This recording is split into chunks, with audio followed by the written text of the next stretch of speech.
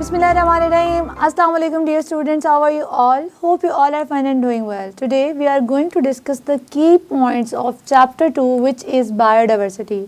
आज की क्लास में हम की पॉइंट्स को डिस्कस करेंगे वन बाय वन. सो हम एक दफ़ा पूरे चैप्टर से गो थ्रू हो जाएंगे. पूरे चैप्टर में हमने क्या क्या पढ़ा, ठीक है जी. तो फर्स्ट ऑफ ऑल बायोडाइवर्सिटी में हमने पढ़ा बायोडाइवर्सिटी के बारे में. What is biodiversity? Biodiversity is the measure of variety of living organism present in different ecosystems. For example, terrestrial ecosystem, marine ecosystem and the forest ecosystem or the desert ecosystem. ठीक है जी. Biodiversity क्या होती है? ये वो तरीकाकार है जिसमें मेजर करते हैं लिविंग ऑर्गेनिज्म की वेराइटी को जो डिफरेंट एकोसिस्टम्स में पाई जाती है. For example, variety of living organism found in the marine ecosystem, found in the desert ecosystem and they are found in the terrestrial ecosystem. मतलब जो खुश्की पे पाए जाने वाले लिविंग ऑर्गेनिज्म हैं, उन सारे के सारे ऑर्गेनिज्म की वैरायटी को मेजर करने का जो तरीका होता है उसको हम कहते हैं बायोडाइवर्सिटी. जैसा कि नाम से दायर है, bio mean life, diversity mean variety, variety of life. ठीक है. तो बायोडाइवर्सिटी में आप वैरायटी ऑफ लाइफ को देखोगे डिफरेंट इकोसिस्टम्स के अंदर. अब आ जाते हैं second point of this chapter which is classification. ठीक है जी. क्लासिफिकेशन क्या होता है? It is the process by which we classify the organisms into groups and subgroups on the basis of the differences and similarities among them. ठीक है जी. Classification एक ऐसा तरीकाकार है, एक ऐसा प्रोसेस है जिसमें आप ऑर्गेनिज्म को डिवाइड कर देते हो ग्रुप्स में और सब ग्रुप्स में. किन बेसिस पे आप डिवाइड करते हो? On the basis of differences, उनके दरमियान जो इख्तलाफ होते हैं, जो डिफरेंसेस होते हैं, या फिर उनमें जो सिमिलैरिटीज़ होती हैं, उनकी बेसिस पे ऑर्गेनिज्म को डिफरेंट ग्रुप्स में क्लासीफाई कर दिया जाता है.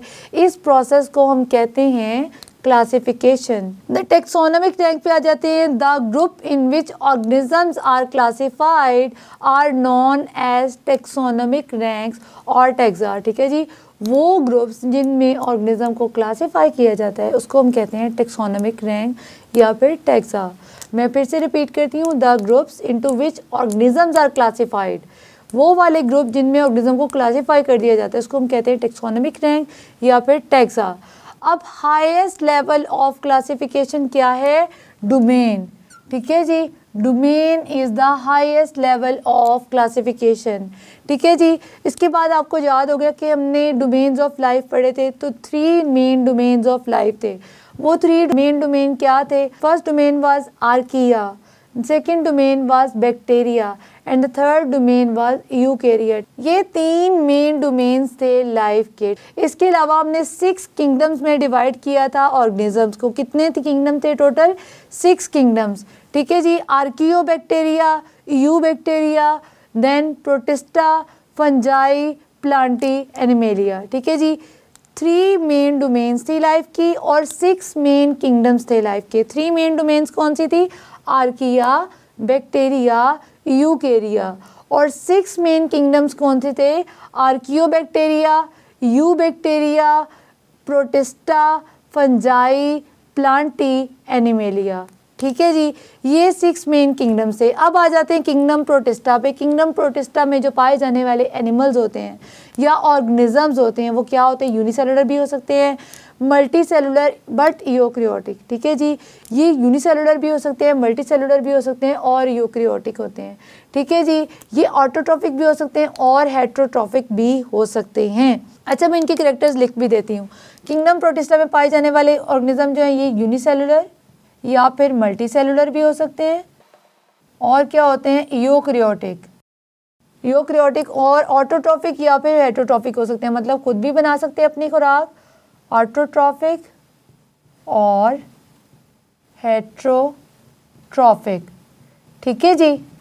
ये इसके कैरेक्टर्स हैं. किंगडम फंजाई की अगर बात करेंगे तो ये क्या होते हैं? ये मल्टी सेलुलर होते हैं, यूकैरियोटिक होते हैं. इनकी बॉडी में जो है वो सेल के अंदर ऑर्गेनेलिस भी पाई जाती है, ट्रू न्यूक्लियस भी पाया जाता है. हेट्रोट्रॉफिक होते हैं mainly with absorptive mode of nutrition.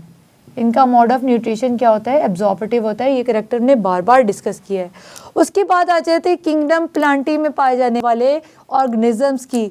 तो ये क्या होते हैं, प्लांटी में पाए जाने वाले ऑर्गेनिज्म मल्टी सेलुलर होते हैं, यूकैरियोटिक होते हैं, मल्टी सेलुलर सेक्स ऑर्गन्स होते हैं इनके पास, और मेनली इनमें क्या होता है, क्लोरोप्लास्ट के अंदर क्लोरोफिल होता है, ये फोटोसिंथेसिस परफॉर्म करते हैं और सेल वॉल भी होती है, ठीक है।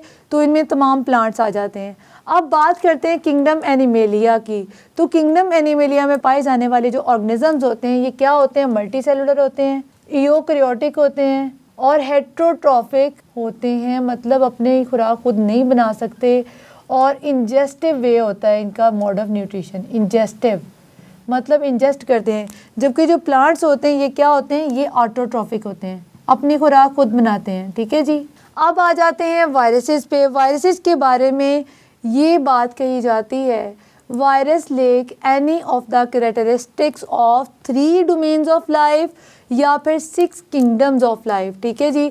वायरस के अंदर जो 3 डोमेन्स ऑफ लाइफ में पाए जाने वाले कैरेक्टर्स हैं या 6 किंगडम्स हैं, उनमें से कोई भी एक कैरेक्टर नहीं पाया जाता, so it is not included in any of the classification system, ठीक है जी। Viruses are not included in any of the classification system. क्यों नहीं इंक्लूड किया जाता इसको क्लासिफिकेशन सिस्टम में, ये रीज़न मैंने पहले भी एक्सप्लेन कर दी थी, मैं अब भी बता देती हूँ। Viruses are not included in any of the classification system because they lack the characteristics of 3 domains of life और 6 kingdoms of life, ठीक है। इनके अंदर 3 domains of life के करेक्टर नहीं पाए जाते या 6 kingdoms के करेक्टर नहीं पाए जाते, तो इसलिए हम इसको क्लासिफिकेशन सिस्टम में इंक्लूड नहीं करते। उसके बाद लास्ट पे हमने जो है बाइनोमियल नोमेनक्लेचर देखा था, जिसमें ऑर्गेनिज्म को साइंटिफिक नेम दिया जाता है। So the scientific name of the organism is consist of 2 parts. The first part represent the genus name and the second part represent the species name. So the scientific name of human is Homo sapiens. This is the genus name, this is the species name, and genus name is written in first letter should be capital, in species name the first letter should be small. So ये सारे के सारे थे की points या फिर summary आप कह सकते हैं chapter number 2 which is biodiversity. I hope आपने तमाम कॉन्सेप्ट्स को अच्छे तरीके से अंडरस्टैंड किया होगा।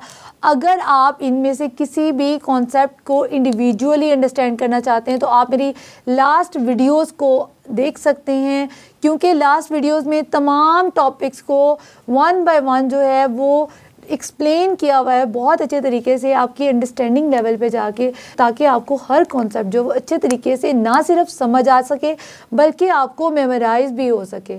मैं मिलूँगी अपनी नेक्स्ट क्लास में अगले चैप्टर की किसी भी एक नए टॉपिक के साथ। तब तक के लिए अल्लाह हाफ़िज़।